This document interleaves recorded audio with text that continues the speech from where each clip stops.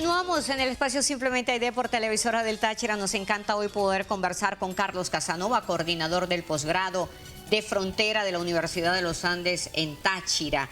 Y dejamos por allí una inquietud. A ver, Carlos, ¿la historia es dialéctica?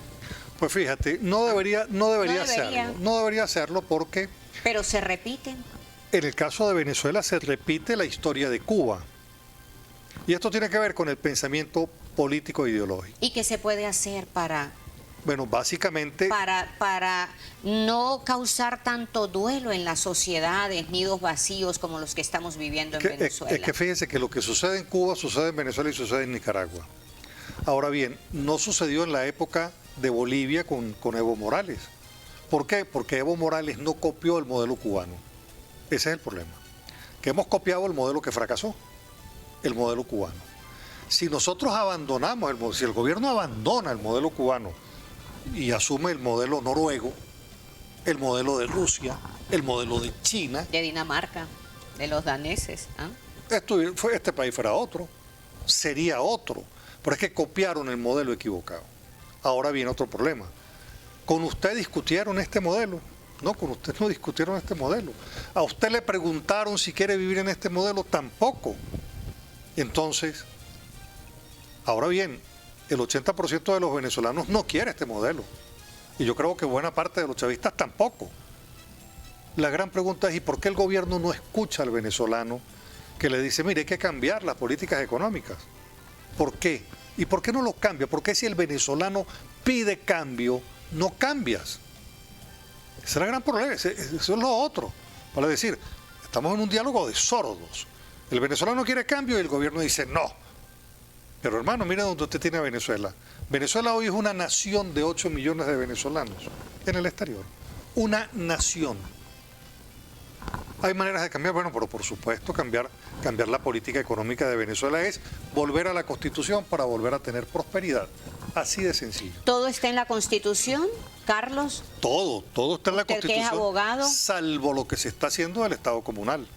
Ahora bien, ¿cuánto Colombia soportará cuánto tiempo más venezolanos en Colombia? ¿O Perú? Ecuador, porque Chile. Aquí viene otro problema, mire.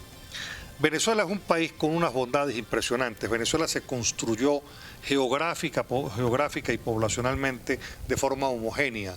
Venezuela tiene 24 estados, tiene 24 ciudades. Pero eso no lo tiene Perú, eso no lo tiene Lima. Perú son 3 ciudades, los departamentos en Colombia son 6, aquí somos 24. Venezuela solamente de colombianos absorbió 5 millones.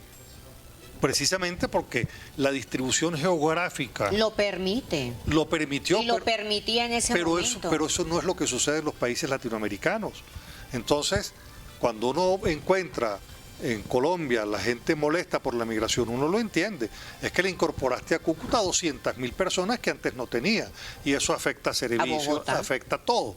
Entonces, el punto es que la migración, y esa migración que va por el Darién, tú dices, bueno, ¿y cómo es posible que los gobiernos no lo eviten? Porque ese paso por el Darién es paso de una impresionante mafia de peligrosísimo. migración. ¿Por qué no se para? La responsabilidad la tienen los gobiernos. Ahora bien, el problema con Estados Unidos es que Estados Unidos pudiera absorber los migrantes que están llegando. El problema es que el presidente Biden representa en este momento la extrema izquierda del Partido Demócrata que lleva a Estados Unidos a lo que está Venezuela, a lo que está Cuba, a lo que están los demás, a un decrecimiento económico que hace que hoy el líder de la sociedad occidental esté en declinación. O sea, nosotros tenemos un problema en el mundo occidental con este pensamiento de izquierda de Biden, con los temas LGTB, etcétera. Estados Unidos tiene 97 géneros. Entonces usted me dirá, una sociedad que pierde los valores empieza a ser desunida, se hace dispersa.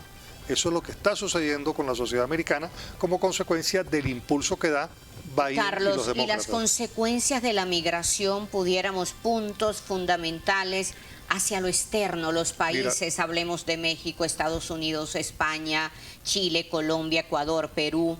Mire, no va a ser posible que esos migrantes, a diferencia de las migraciones anteriores, no va a ser posible que esa migración pueda nutrir ni siquiera a esos países desde el punto de vista económico, como ha sucedido antes, porque es de tal volumen lo que está saliendo que entonces va a terminar siendo la cadena de miseria que va a estar en los países, que por cierto empieza a ser desatendida por los organismos internacionales que han venido dejando de apoyar económicamente los temas que tienen que ver con la atención de los migrantes.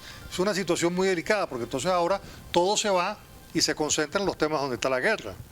Entonces los donantes que antes daban se van para esos países. Ya no dan. No. Y entonces, ¿dónde queda la migración? Entonces queda en esa circunstancia tan penosa de que los gobiernos tampoco, por problemas de desarrollo, los pueden absorber y termina entonces construyendo unas cadenas de miseria que...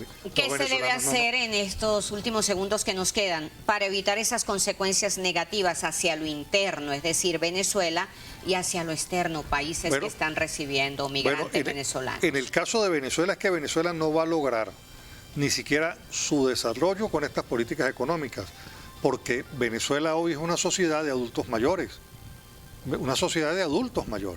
Entonces la fuerza de trabajo ya no la tiene Venezuela. Por eso que yo digo que usted quiere saber cómo va a ser Venezuela en un año, mire a Cuba. Usted no mire lo que dicen los políticos, mire a Cuba. Si esto no lo cambia, las políticas económicas no cambian, terminaremos en el mismo dilema de Cuba. Bueno, muchísimas gracias, Carlos. No, gracias a ti, Aide, por invitarme. Gracias por acompañarnos hoy en el espacio Simplemente Aide, por venir a Televisora del Táchira y hablarnos de este valiosísimo tema que indiscutiblemente toca la fibra sensible de toda la sociedad y por ende nos compete a todos. A ustedes les queremos muchísimo, sigan con más de Televisora del Táchira. Hasta un próximo Simplemente Aide. Hasta pronto.